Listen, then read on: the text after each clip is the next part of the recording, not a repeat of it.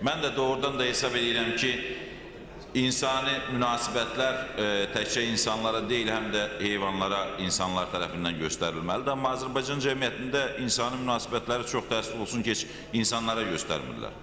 Mən ola bilsin ki, gündəliklə bağlı olmayacaq deyəcək cənab sədr, amma cari məsələlər olmadığına görə iki kəlmə ilə bunu demək istəyirəm.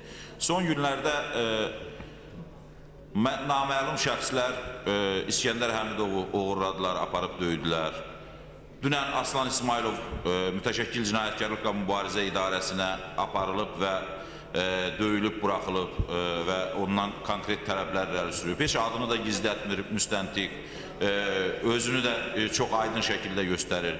Hüquqi dövlət deyiriksə, bugün burada heyvanlara münasibətdə insani münasibət istəyiriksə, bu Azərbaycan insanına bu insani münasibəti göstərəcək nəhayət ki bir qurumlar olmalıdır və bu qurumların bu cür münasibəti nəhayətdə ən azı Milli Məclis tərəfindən və səlahiyyətli dövlət qurumları tərəfindən qınaqla qarşılanmalıdır və adamlar məsuliyyətə cəlb olunmalıdır.